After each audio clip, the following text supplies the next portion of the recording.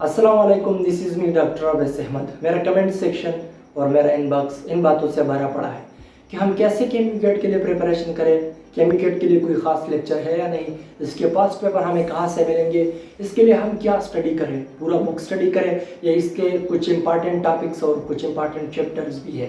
तो इन सारे सवालों को जानने के लिए सिर्फ और सिर्फ एक काम करें, वीडियो को आखिर तक देखिए और आपके जहन में जो सवाल हैं तो वो मेरे साथ कमेंट सेक्शन में शेयर करें।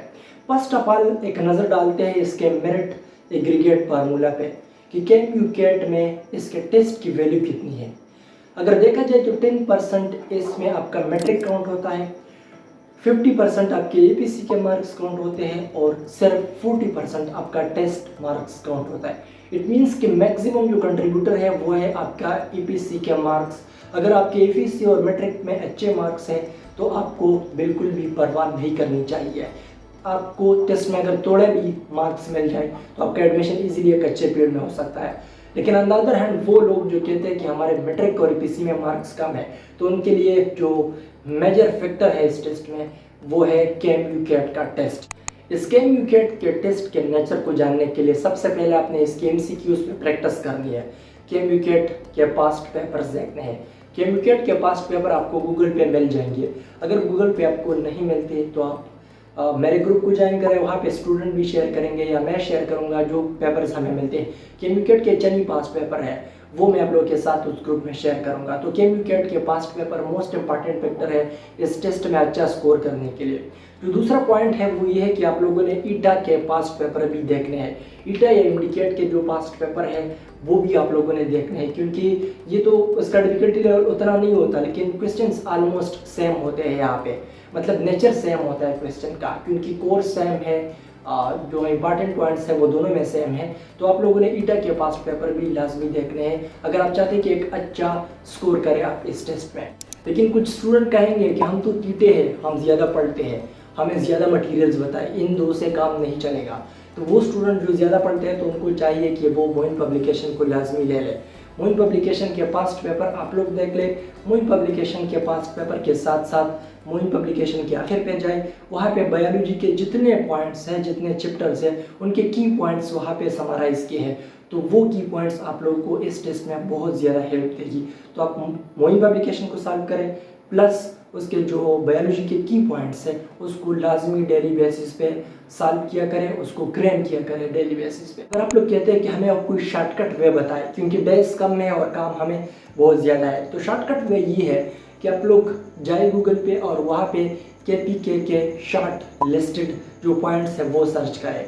के टेक्स्ट के शॉर्ट लिस्टेड पॉइंट्स आप लोग गूगल पे भी सर्च कर सकते हैं, प्रीमेट.pk पे भी सर्च कर सकते हैं, voiceguard.com पे भी सर्च कर सकते हैं और मेरे ग्रुप को ज्वाइन करके कोई सेंड करेंगे वहाँ पे भी आप लोग स्टूडेंट से पूछ सकते हैं। मेरे पास तो इतनी ज़्यादा मटेरियल्स अवेलेबल नहीं होते लेकिन स्टूडेंट वहाँ पे शेयर करते हैं।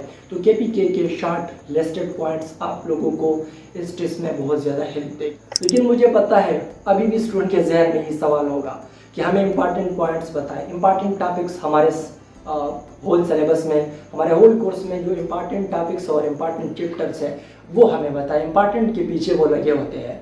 तो इम्पॉर्टेंट सारा सिलेबस होता है और इम्पॉर्टेंट पूरा कोर्स होता है। मैं आप लोगों को सिर्फ और सिर्फ एक क्लू देता हूँ। अगर आप लोग कहते हैं कि इंपॉर्टेंट टॉपिक्स कौन से हैं तो आप लोग जाए और इमडीकेट के सिलेबस में जो चैप्टर्स मेंशन है या जो टॉपिक्स मेंशन है उसी टॉपिक को पढ़ें, क्योंकि उससे ज़्यादा इंपॉर्टेंट कोई चीज़ नहीं हो सकती। अगर आप इंपॉर्टेंट के पीछे लगे हैं तो इमडीकेट का सिलेबस उठाएं, वहाँ पे जो टॉपिक्स दिए हैं उसी टॉपिक्स को पढ़ के आप अच्छा स्कोर इस टेस्ट में कर सकते हैं। अब लास्ट में बात करते हैं केट के टेस्ट पैटर्न की, किस सब्जेक्ट से कितनी एमसीक्यूज आएंगे, कौन सा सब्जेक्ट हमारे लिए इस टेस्ट में ज़्यादा मैटर करता है। जो मेजर कंट्रीब्यूटर है एमसीक्यूज का वो है बायोलॉजी का सब्जेक्ट। बायोलॉजी के यहाँ पे होते हैं 35 एमसीक्यूज, तो बायोलॉजी को लाजमी पढ़ें। बायोलॉजी मुश्किल नहीं होती, सिंपल रटा कर ले, बस रिकॉल के क्वेश्चन होते हैं बायोलॉजी के, उसमें कोई कंसेप्ट आप लोगों ने अप्लाई नहीं करना। दूसरी बात यह है कि केमिस्ट्री के यहाँ पे होते हैं 30 एमसीक्यूज। तो केमिस्ट्री और बायोलॉजी को अगर आप सिर्फ स्टडी करें तो भी मोर देन इनफ है आपके लिए। अगर आप मतलब बीएससी या अच्छे फील्ड में एडमिशन लेना नहीं चाहते, अगर आप अच्छी फील्ड में एडमिशन लेना चाहते हैं तो फिर मजीद भी आप लोगों ने स्टडी करनी है फिजिक्स को। फिजिक्स के यहाँ पे 20 एमसीक्यूज होते हैं और इंग्लिश के होते हैं 5 एमसीक्यूज। पाक स्टडी के भी 5 एमसीक्यूज होते हैं और अब मुझे ये ना कहो पाक स्टडी झूठ है, सिर्फ याद करें टेस्ट के लिए। पाक स्टडी के 5 MCQs होते हैं और इस्लामियात के लिए भी। पाक स्टडी और इस्लामियात आपके APSC वाले जो है वहाँ से आएंगे ये 5 क्वेश्चंस, और जो इंग्लिश वाला पोर्शन है उसके सिर्फ 5 MCQs है, वो आप इजीली कहीं से भी कर सकते हैं। आप लोगों के जहन में जो भी क्वेरीज हो वो मेरे साथ कमेंट सेक्शन में लाजमी शेयर करें। थैंक यू सो मच, जज़ाकल्लाह, अल्लाह हाफ़िज़।